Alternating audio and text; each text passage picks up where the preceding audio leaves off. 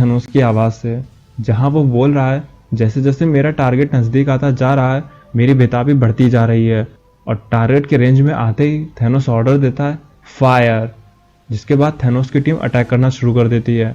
सामने हमें दिखता है टाइटन, जहां थेनोस अब बर्बादी मचाने आया है। वो बोल रहा है, मैं घर वापस आया इसलिए नहीं कि मैं कोई सौदेबाजी कर सकूं, और ना ही इसलिए कि मैं टाइटन पर राज कर सकूं। मैं घर वापस बस इसलिए आया ताकि मैं टाइटन और उसके लोगों को तबाह कर सकूं। और हमें दिखता है टाइटन, जहां बड़े बड़े एक्सप्लोजन्स हो रहे हैं। किसी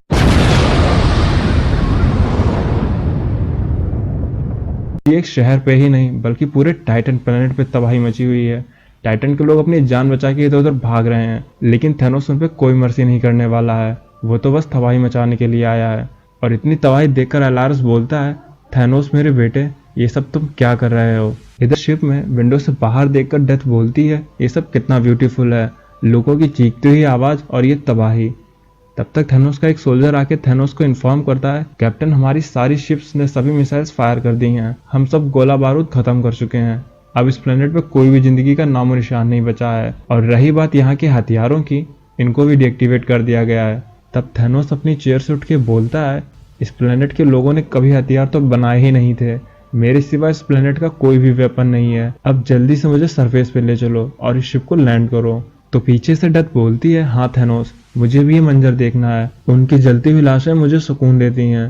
तभी पीछे से एक सोल्जर आता है और थेनोस से कहता है, कैप्टन हमारी फौज रेडी है नीचे उतरकर बचे हुए लोगों को मारने के लिए, हम बस आपके ऑर्डर का इंतजार कर रहे हैं। जिसपे थेनोस कहता है, तुम सब अपनी तलवारें अंदर रख लो और अपने क्वार्टर वापस चले जाओ, यहाँ तुम्हारी कोई जरूरत नहीं है, ये मेरा प्लेनेट है और इसके हर चलती हुई सांस को मैं मारूंगा। फिर थेनोस नीचे उतरने लगता है, साथ ही डेथ भी थेनोस के साथ साथ पीछे आती है और बोलती है, थेनोस तुम सबको मार दो जो भी बचे हुए हैं। लेकिन थेनोस के मन में कुछ मेमोरीज चल रही होती हैं। वो अपना बर्थडे याद कर रहा होता है, जब उसके फादर ने उसे गोद में लेकर असेंबली हॉल में खुश होकर मीटिंग में सबको ये बताया था कि टाइटन का राजकुमार आया है। लेकिन आज इस हॉल में टूटी हुई दीवारें और सन्नाटे के सिवा कुछ नहीं है। पीछे से डेथ बोलती है, इन सबको दिखा दो थेनोस कि कौन आया है टाइटन पे। हेल खुद चलकर टाइटन पे आया है। थेनोस बोलता है, नहीं, यहाँ हेल नहीं आया है। फिर अपने हाथों से एनर्जी प्रोजेक्शन फायर करके चिल्ला के कहता है, यहाँ गॉड आया है। डेथ बोलती है, जब मैंने तुमको पहली बार तुम्हारी माँ के हाथ में देखा था तो मैं समझ गई थी इस प्लेनेट का यही डेस्टिनी है, ये खूबसूरत सा प्लेनेट बना ही है तुम्हारे हाथों बर्बाद होने के लिए। यहाँ की इस आग में तुम्हारा फिर से जन्म हुआ है। तो अब मुझे बताओ थेनोस, तुमको कैसा फील हो रहा है? थेनोस कहता है, कैसा फील हो रहा है ये तुम मुझसे बेहतर जानती हो। लग रहा है मेरी सालों पुरानी भूख आज जाके शांत हुई है और अब मैं तुमको पा सकता हूँ। जिसपे डेथ कहती है, हाँ मेरे प्यारे थेनोस, लेकिन पहले। तो थेनोस उसको टोकते हुए कहता है, अब कोई बहाना नहीं चलेगा। तो डेथ कहती है, अपने पीछे तो देखो, मुझे लगता है अभी भी इस प्लेनेट पे एक जान लेना बाकी रह गया है। तो थेनोस पीछे पलटता है और अपने पीछे वो एलारस को देखता है, जो कि थेनोस की तरफ गन पॉइंट करके उसे शूट करने के लिए रेडी खड़ा है।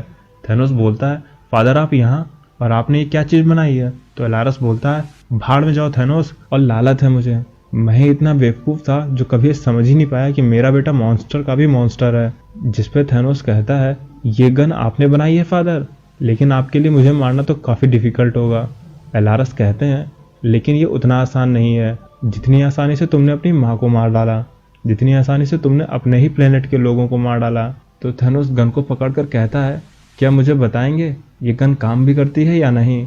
एलारस अपना हाथ नीचे कर लेते हैं और बोलते हैं, ये गन मैंने जरूर तुम्हें मारने के लिए बनाई, लेकिन मैं तुम्हारी तरह नहीं हूँ, मैं ये नहीं कर सकता। तो थेनोस एलारस के हाथ से गन लेके कहता है, जरा से ट्राई तो कर लो कि ये काम करती भी है या नहीं, और उस गन से खुद के ही सर पे शूट कर लेता है।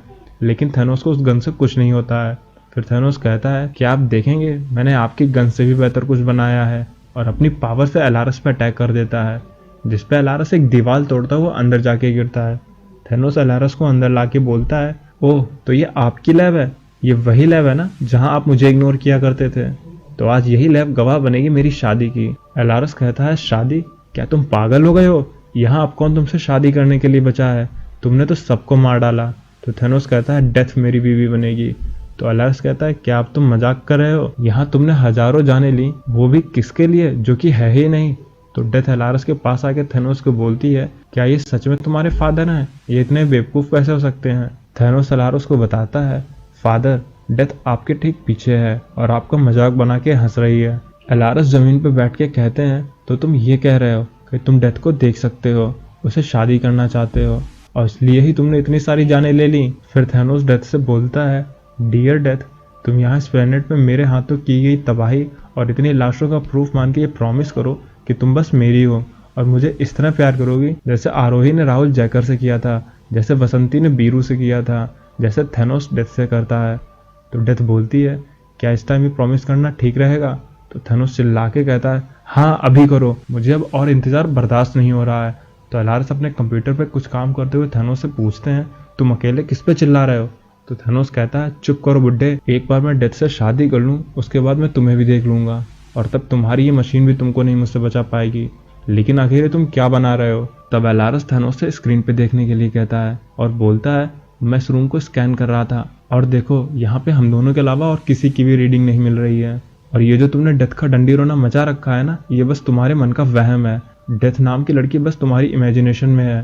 तो लेडी डेथ थैनोस से बोलती है, ये बुढ़ा सठिया गया है, इसे बताओ कि मैं एग्जिस्ट करती हूँ और मैं बस मेरे प्यारे थैनोस के अलावा और किसी को नहीं दिखती हूँ। तो थैनोस भी डेथ की ये बात एलारस को बताता है। डेथ कह रही है कि उसकी प्रेजेंस को बस मैं ही सेंस कर सकता हूँ और कोई नहीं। तो एलारस कहते हैं, ज़्यादा बावरे ना बनो, मैं इस प्लेनेट का सबसे ग्रेट साइंटिस्ट हूँ। इस दुनिया में जादू जैसी कोई चीज़ नहीं है जो तुमको नज़र आता है और मुझे नहीं। मैंने इस पूरे टाइटन को खुद ही डिज़ाइन किया और खुद ही बनाया और 5000 सालों से मैंने पूरी यूनिवर्स एक्सप्लोर किया और ऐसा कोई भी सवाल नहीं है जिसका जवाब मैं ना दे सकूं। तो तुम ये मान लो कि डेथ जैसी कोई लेडी नहीं है, क्योंकि हर सवाल का जवाब साइंस है मेरे बच्चे। यहाँ स्क्रीन पर देखो, अगर हम दोनों के अलावा कोई और होता भी तो यहाँ पे उसकी एनर्जी की रीडिंग जरूर होती। एक साइंटिस्ट की तरह सोचो थैनोस, जिससे थैनोस कंफ्यूज होने लगता है। तो डेथ कहती है, मेरे प्यारे थैनोस, इस बुड्ढे की बात पे ध्यान ना दो। एलारस फिर से कहते हैं, यहाँ कोई भी इनविजिबल लेडी नहीं है, ये बस तुम्हारे मन का एक भ्रम है। ये तुम जिस पर्सन के बारे में फीलिंग रखते हो, उससे प्यार करते हो, उसका तो कोई एग्जिस्टेंस ही नहीं है। डेथ नाम की कोई भी लेडी नहीं है। तो थैनोस कंप्यूटर स्क्रीन देखने लगता है और अब थैनोस खुद ही कंफ्यूज हो गया है और समझ ही नहीं पा रहा है कि आखिर उसके साथ ये क्या हो रहा है। तो डेथ फिर से गला फाड़कर हंसने लगती है।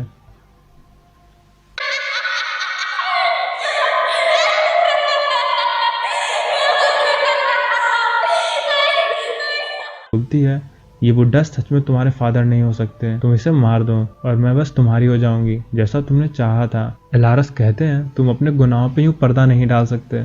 तुमने लोगों को मारा क्योंकि ये तुम करना चाहते थे। ये जो डेथ नाम का तुमने राग अलाप रखा है ना, इस नाम का कोई भी एग्जिस्ट नहीं करता है। तो डेथ थैनोस को एलारस की बातों में कंफ्यूज होता देख घबरा जाती है और कहती है, नहीं नहीं, ये झूठ बोल रहा है थैनोस, तो अपने दिल से पूछो, तुम मुझे प्यार करते हो ना? लेकिन इन सब बातों से थैनोस का सर दर्द होने लगता है और वो कुछ समझ नहीं पा रहा होता है और अपने एनर्जी ब्लास्टर से एक ब्लास्ट करते हुए बोलता है, बस बहुत हो गया।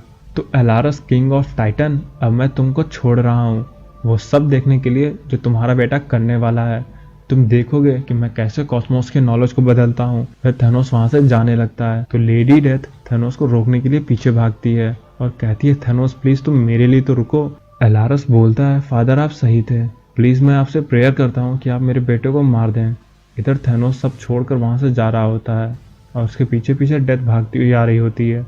डेथ थैनोस का हाथ पकड़ के बोलती है, प्लीज थैनोस तुम इधर देखो, तुम कैसे अपने फादर के झूठ पे विश्वास कर सकते हो?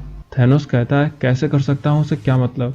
मैंने इतना स्ट्रगल किया, अपना प्लेनेट छोड़ मैं इधर उधर भटका, इतने सारे गुनाह किए और आज देखो मैं बिल्कुल अकेला हूँ। तो डेथ थैनोस के शोल्डर पे हाथ रख के कहती है, तुम कभी अकेले नहीं थे थैनोस, ये बात तुम अपने दिल से पूछो। थैनोस कहता है, मैं कैसे मानूं कि मैं पागल नहीं हूँ? तो डेथ कहती है, क्योंकि तुम मुझसे प्यार करते हो। और इतना कहकर डेथ थैनोस को एक जबरदस्त किस देती है। किस करने के बाद डेथ कहती है, अब तो तुम्हें मेरी एग्जिस्टेंस के बारे में पता चल ही गया होगा, तो अब से हमको एक साथ जुड़ जाना चाहिए, फिर हम मिलके इस यूनिवर्स पे तबाही मचाएंगे। लेकिन थैनोस अब ऐसे दोराहे पे आके खड़ा था जहाँ वो कुछ समझ नहीं पा रहा था। थैनोस उस जगह को बर्बाद कर चुका है जहाँ वो कभी रहता था और अब थैनोस को बिल्कुल भी समझ नहीं आ रहा है कि वो क्या करे।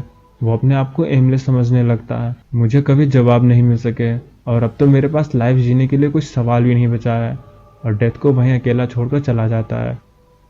इसके बाद सीन शिफ्ट होता है और हमें प्रेजेंट डे का थैनोस दिखाया जाता है, जो कि टाइटन पे अभी अभी आया था और हमें अपनी स्टोरी बता रहा था। वो कहता है, ये टाइटन इस सोलर सिस्टम का सबसे आदर्श प्लेनेट हुआ करता था, लेकिन यहाँ आज बस हर तरफ लोगों की लाशों की राख मौजूद है। आज थैनोस द डिस्ट्रॉयर अपने घर वापस आया है, ये जानने के लिए कि थैनोस क्या है, घर जहाँ वो पैदा हुआ और उसने अपने ही हाथों से उसे तबाह भी किया।